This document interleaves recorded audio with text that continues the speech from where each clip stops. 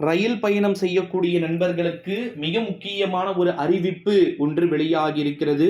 வீடியோவை முழுமைக்குமே பார்த்தீங்கன்னா ஸ்கிப் செய்யாமல் பார்க்குமாறு கேட்டுக்கொள்ளப்படுகிறது.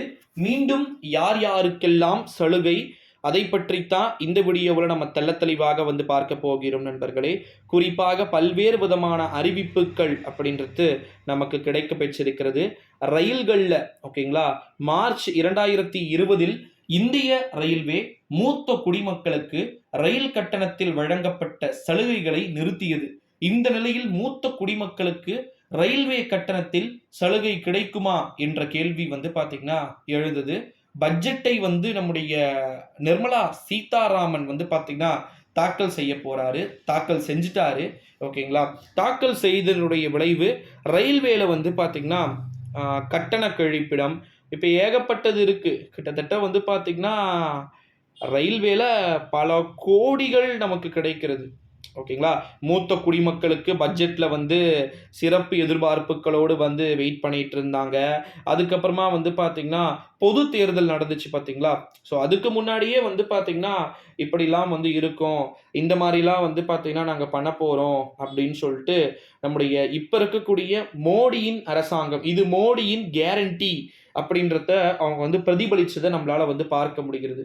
ஓகேங்களா, ஸோ அப்படி ஐ மீன் இது மோடியுடைய அந்த ஒரு கவர்மெண்டா இது இருக்கின்ற பட்சத்தில் ரயில்ல இப்ப நார்மலா லோக்கல் ட்ரெயின் நம்ம போயிட்டு இருக்கோம் அப்படின்னா நேர குறைப்பு, பயண நேர மாற்றம், ரயில்களில் கட்டண கழிப்பிடம் பாருங்க, கழிப்பறை வசதி சரியில்லை.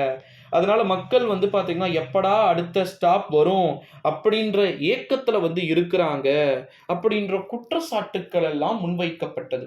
ஓகேங்களா, ஸோ இதன் அடிப்படையில் இதெல்லாம் வச்சு ஒரு கேதர் பண்ணும்போது நமக்கு என்ன ஆகுது அப்படின்னு பார்த்தீங்கன்னா, ரயில் பயணம் செய்யக்கூடிய பயனர்களா நீங்க இருக்கிறீங்களா, ரயில் பயணம் செய்யக்கூடிய பயனாளிகளா நீங்க இருக்கீங்களா, சரிப்பா உங்களுக்குன்னு சில விதமான இன்ஸ்ட்ரக்ஷன், சில விதமான அறிவிப்புகளை நாங்க கொடுக்குறோம் அப்படின்னு சொல்லிட்டு கவர்மெண்ட் சில விதமான ரொம்பவே அதிரடியான விஷயங்களை பண்றதுக்கு வாய்ப்பு இருக்கு அப்படின்னு சொல்லிட்டு தனிப்பட்ட முறையில் எதிர்பார்ப்பு அப்படின்றது ரொம்ப ஹையா இருக்கு அப்படின்னே சொல்லலாம்.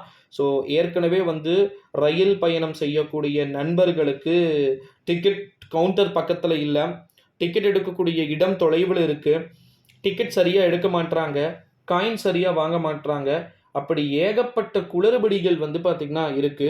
ரயில் பார்த்தீங்கன்னா ரயில்வே ஸ்டேஷன் ஓகே கிளீன் ஓரளவு, பட் ட்ரெயின் உள்ள ஏறனா கப்பு தாங்கலை. இப்படியெல்லாம் பார்த்தீங்கன்னா அடுத்தடுத்த விஷயங்களும் நமக்கு வெளியாகிக்கிட்டு இருக்கிறத நம்மளால பார்க்க முடிகிறது.